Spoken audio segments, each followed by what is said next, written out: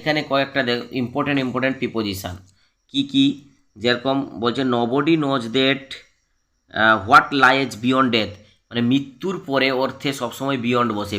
আমরা জানি পরে অর্থে কি আফটার, তাই তো, কিন্তু মৃত্যুর পরে বিয়ন্ড বসে। আচ্ছা, অ্যাক্সিডেন্টের উপর কারোর কোনো নিয়ন্ত্রণ নেই, তাহলে অ্যাক্সিডেন্টের উপরে কি অন দ্য অ্যাক্সিডেন্ট হবে না, কি হবে ওভার দ্য অ্যাক্সিডেন্ট। ঠিক আছে, তারপরে ধরো আমি যে চোখের সামনে কিছু একটা ঘটেছিল, তাহলে বিফোর মাই আইজ হবে। ওকে, ইনফ্রন্ট মাই আইজ নয়, ইনফ্রন্ট মানে সামনে আমরা জানি, কিন্তু এখানে বিফোর হবে। তারপরে দেখো হাতে তৈরি হলে বাই হ্যান্ড, কাঠ দিয়ে তৈরি অর্থাৎ কোনো জিনিস দিয়ে কোনো উপাদান দিয়ে কোনো কিছু তৈরি হলে অফ বসবে। তারপরে দেখো কোনো দেশে কোনো কিছু তৈরি হলে ইন বসবে। তারপরে দেখো ক্লোজ টু মি, আমার কাছের লোক হলে ক্লোজ টু মি বসবে। তারপরে দেখো আমার পরিচিত হলে নন টু বসবে, নয়ের পরে সবসময় টু বসে ভয়েস চেঞ্জের ক্ষেত্রেও। তারপর কাইন্ডের পরে টু বসে, আমার প্রতি দয়ালু কাইন্ড টু মি। ঠিক আছে, তাহলে সাফারিং ফ্রম, কোনো রোগে ভুগলে সেটা সাফারিং ফ্রম বলা হয়। তারপর দেখো রোগে মারা গেলে ডায়েট অফ। তারপরে দেখো কোনো ওভার ইটিংয়ে মারা গেলে ডায়েট ফ্রম হয়। ঠিক আছে, বেশি কাজ করে বা বেশি খেয়ে মারা গেলে ডায়েট ফ্রম হয়। আর যদি দেশের জন্য মারা যায় তাহলে ডায়েট ফর হয়। তারপরে দেখো ব্যবসা করলে ডিলস ইন হয়। তারপরে দেখো আমার সঙ্গে ভালো ব্যবহার করেছিল উইথ মি হবে। ঠিক আছে, আচ্ছা সি জুনিয়র টু মি, মানে আমার থেকে যদি ছোটো বা বড় জুনিয়র সিনিয়র সুপিরিয়র প্রেফার এগুলোর পরে সবসময় টু বসে। ঠিক আছে, তারপরে যদি আমার থেকে কেউ বয়সে 5 বছরের বড় হয় তখন আমরা কি বলবো, তখন বলবো বাই 5 ইয়ার্স। কি বলবো, বাই 5 ইয়ার্স, মানে আমার থেকে 5 বছরের বড়। ঠিক আছে, তারপরে কি কেউ যদি প্রচুর কোনো কাজে পরিশ্রান্ত হয়ে যায় তাহলে টায়ার্ড অফ হবে, আবার উইয়ারি অফও হবে। ঠিক আছে, তারপরে এইখানে আমরা সাধারণত যেগুলো ভুল করি, ঠিক আছে, কীরকম বলছে দেখো স্টাডি ইংলিশ উইথ হিম, মানে তার কাছে ইংরেজি পড়ি বা পড়ে। ঠিক আছে, সেক্ষেত্রে টু হিম হবে না, উইথ হিম হবে, বি কেয়ারফুল।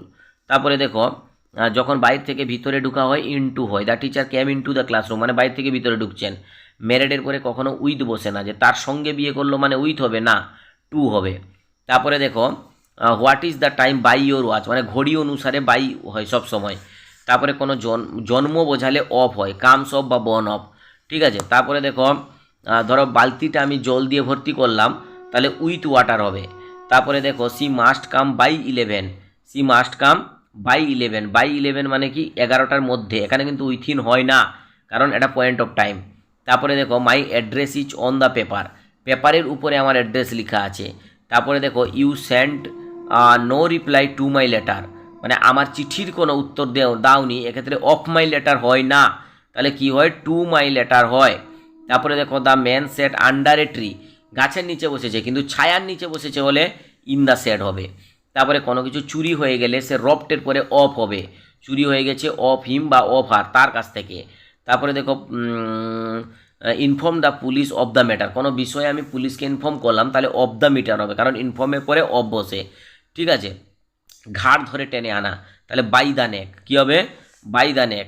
তারপর দেখো the train has come in time, in time মানে ট্রেনটি সঠিক সময়ে এসেছে, এক্ষেত্রে ইন টাইম হবে, ইন কারেক্ট টাইম। ঠিক আছে, ইন টাইমই হবে।